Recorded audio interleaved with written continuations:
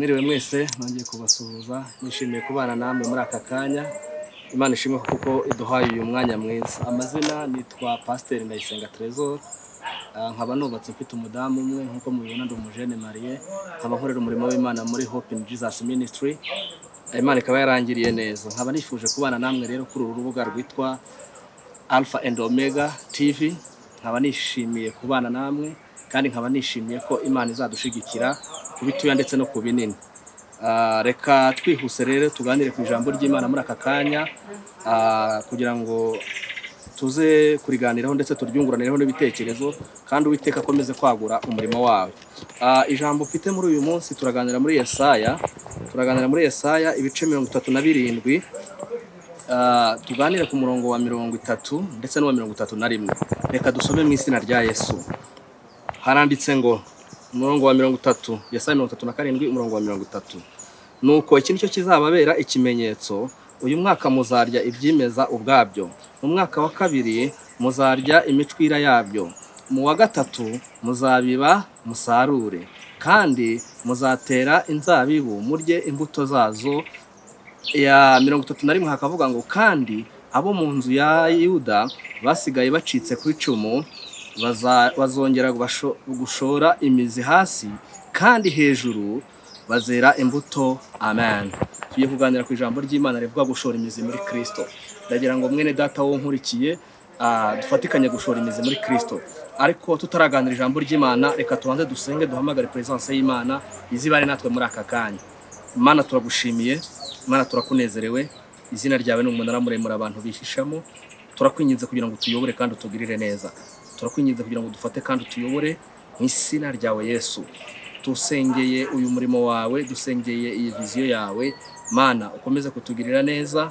Turasabira umugisha abadusengeye, abadushigikiye, ubagirire neza kandi ukomeze kubafasha no kubatabara muri byose mu izina rya Yesu. Amen. Ndashimira Imana kubwo ijambo ryayo dusomye. Ijambo ry'Imana teme y'amagambo tugiye kuganira rero gushora imizi muri Kristo. Ese umukristo ushoye imizi abameze ate? Umukristo ushoye imizi asa gute? Umukristo ushoye imizi akora gute? Ijambo ry'Imana tuganiriye riravuga ngo nuko iki cyo kizababera ikimenyetso. Umwaka wa mbere tuzarya ibyimeza ubwabyo, umwaka wa kabiri tuzarya imicwira yabyo, umwaka wa gatatu tuzabiba dusarure, ngo kandi turya imbuto, ngo kandi ngo abasigaye bari mu nzu ya Dawidi ngo bazashorera imizi muri Kristo. Mwene data ndakwifuriza kuba umukristo ushora imizi muri Kristo. Umukristo ushora imizi muri Kristo ni ukuvuga ngo yanga icyaha n'igisa nacyo, akagendana n'Imana, agakorana n'Imana, ibyo bikamutera imbaraga zo gushora imizi muri Kristo. Ndakwifuriza wowe urubyiruko muri aka kanya unteze amatwi uri kunyumva. Uru rubuga intego yarwo turagira ngo urubyiruko mwese murundumurire imizi yanyu muri Kristo. Ndagira ngo abapapa namwe bamama munkurikiye murundumurire imizi yanyu muri Kristo. Nta kindi kidushoboza. Buriya hari ibintu bitatu by'ingenzi bibasha kugira igiti. Igiti kigira amashami, kikagira imizi. Imizi nicyo kintu cya mbere, kikagira uruti, kikagira amashami, ndetse kikagira n'imbuto, kikagira n'ibibabi. Ni ukuvuga ngo igiti cyashoye imizi ahantu heza kibasha kwera imbuto ahantu heza. Nicyo Zaburi yatubwiye ya mbere. Yatubwira ngo hahirwa umuntu udahagarara mu migambi y'ababi, nticarane n'abanyabyaha, ahubwo amategeko y'Uwiteka niyo aza yibwira ku manywa na nijoro. Ngo uwo muntu azahwana n'igiti cyatewe ku mugezi, cyera imbuto zacyo mu gihe gikwiriye, ngo ibibabi byacyo bihora bitoshye, kuko icyo giti cyashoye imizi ku mugezi. Ndakwinginze ngo natwe mureke dushore imizi muri Kristo. Haleluya bene data. Iyo umuntu ashoye imizi muri Kristo, we atandukana n'ikibi ahubwo agakora ibyiza. Ijambo ry'Imana ritubwira iki? Pawulo niwe wabivuze neza, aravuga ngo nabambanywe na Kristo ngo nzukana nawe, ngo njyewe Pawulo si njyewe ukiriho, ngo ahubwo ni Kristo uri muri njyewe. Imana ishimwe. Iyo Kristo ari muri twebwe tubasha gukora dukoreshejwe na Kristo. Abantu twizera Kristo, abantu twiringira Kristo, Kristo niwe mugabo ukomeye utubashisha gukora ibyo abantu batashobora gukora. Ndakwifuriza kugira ngo nawe aka kanya ushore imizi muri Kristo mwene data. Nushora imizi muri Kristo urabasha gukora imirimo y'ubutwari. Nushora imizi muri Kristo urabasha kugendana n'Imana. Nushora imizi muri Kristo urabasha kuvugana n'Imana kandi ukorana n'Imana. Iki gihe abantu barushe kandi bararemerewe. Yesu yatubwiye ijambo ryiza rikomeye, aravuga ngo yemwe abarushe n'abaremerewe nimuze munsange ndabaruhura. Arongera aravuga mu byahishuwe, aravuga ngo ndore mpagaze ku rugi ndakomanga, umuntu niyumva ijwi ryanjye yururuke asangire nawe nanjye nsangire dusangire nawe. Nta kindi kidushoboza gusangira na Kristo nuko dushora imizi muri Kristo. Ese mwene data ushobora kuba warambikiriye cyangwa waremeye Kristo nk'umwami n'umukiza mu buzima bwawe? Kristo niwe wenyine udushobora, Kristo niwe wenyine udushoboza. Reka tufate urugero rutoya rw'abantu bagaragaye muri Bibiliya bashoreye imizi yabo muri Kristo. Ndagira ngo mbibutse mu gihe cy'Abisiraheli bari Kadeshi Barine bari kuva mu butayu bagiye kwinjira mu gihugu cya Kanani, ngo Mose yahamagaye intumwa 12 azohereza gutata icyo gihugu. Ngo bageze mu gihugu abantu 10 bazana inkuru z'incamugongo, hanyuma abantu 2 Yesu wona Karobu ngo bazana inkuru y'ihumure. Baravuga ngo bari abantu niba nini nkuko babivuze, ni barebare kandi barakomeye, ariko baravuga ngo niba Uwiteka twishimira bari abantu tuzabarya nk'imitsima. Ngo Karebu azana inkuru y'ihumure ayibwira Abisiraheli, ndetse na Yesu wazana inkuru y'ihumure, bitera imbaraga Abanyayisiraheli, bituma barwana bafata igihugu. Nyamara wibuka ko hari abantu 10 bazanye inkuru z'incamugongo. Nawe rero hari ibintu biguca intege mu buzima bwawe, hari ibintu biguca intege mu bugingo bwawe, hari ibintu bituma udashorera imizi muri Kristo. Bakubwira ngo gusenga, gusoma ijambo ry'Imana, gukorera Imana ate ni igipindi ni waraza. Ariko ndagira ngo nkubwire mwene data, iyo umuntu ashoreye imizi muri Kristo ibintu bijya byemera, ibidashoboka birashoboka. Ndagira ngo nkubwire nanjye urahangaha nkiri umunyabyaha, ntago ibyo nifuzaga nabigeragaho, ariko aho maze gushorera imizi muri Kristo, Yesu yampaye amahoro mu mutima. Nicyo kintu cya mbere Imana iduha iyo twashoye imizi, iyo twashoye ikintu cya mbere tugashora imizi muri Kristo, ikintu cya mbere ni Yesu uduha amahoro mu mutima. Imana ishimwe cyane. Reka tugaruke. Dawidi anesha Goliyati nta kindi cyabimushoboje, yari umushumba, ari umuntu uciriritse, ariko kubera gushora imizi muri Kristo abasha gukora kandi abasha gutsinda Goliyati, aramunesha. Abisiraheli bose bari baramunaniwe, ingabo zikomeye zari zaramunaniwe, ariko kubera gushora imizi muri Kristo, haleluya, abasha gukora imirimo ikomeye. Reka muri aka kanya mbibutse kuri iyo nkuru ya Yesu na Karebu, ukuntu Imana yagize neza. Ngo bamaze kugera mu gihugu, ngo Yesu ngo amaze kuba umwami, ngo Karebu bamwimye Kanani, ngo kuko atari umunyayisiraheli wuzuye. Ngo nuko ngo hashize imyaka 45 nibwo ngo bagiye gutata igihugu. Ngo Karebu ngo aza kumureba yarabaye umusaza afite 85. Ngo arangije ngo avuga ngo ndashaka Yesu umwami. Ngo Yesu aravuga ngo urinde uncaka, aravuga ngo ni ngewe Karebu. Ngo Karebu wuhe? Aravuga ngo uribuka turi Kadeshi Barine, ikintu Imana yatuvuzeho ati ntiwibuka ko Abisiraheli 10 bazanye inkuru z'incamugongo, ngewe nawe tugatabaruka tuvuga inkuru y'ihumure. Ati none wangiye ndute Karebu Yeshuwa?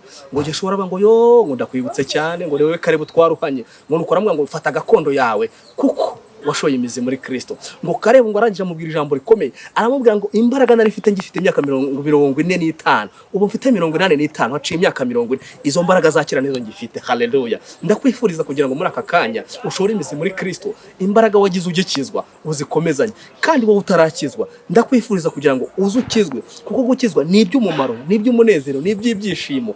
Iyo umuntu akijijwe abasha gukora ibiruta cyane by'abandi bantu bibwira. Imana yacu ishimwe.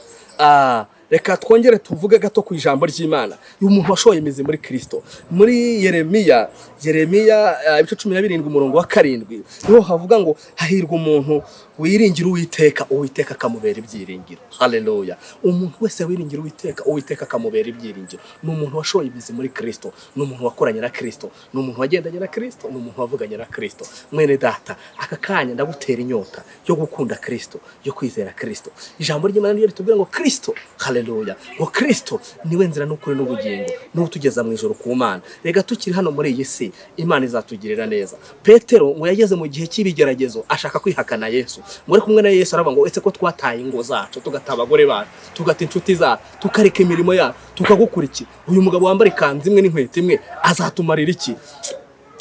Ngo Yesu amubwira ijambo ryiza rikomeye. Petero aramubwira ngo uzaduhemba iki wa mwami we, ko twagukurikiye tuzi kugiye kudukuriraho Abaroma, tuzi kugiye kudukuraho ingoma y'igitugu, uzatumarira iki? Ngo nuko ngo Yesu aramubwira ngo Petero we, ngo mukiri muri iyi si nzabakubira inshuro 100, ngo ndetse n'ikigeretseho nzabaha ubugingo buhoraho. Haleluya. Iyo dushoreye imizi muri Kristo, Imana ibasha kudukubira inshuro 100 turi hano muri iyi si, ndetse niyo birenze muri iyi si tukagera mu bwami bw'Imana, Imana iraduhishurira ikaduha ubugingo bihoraho.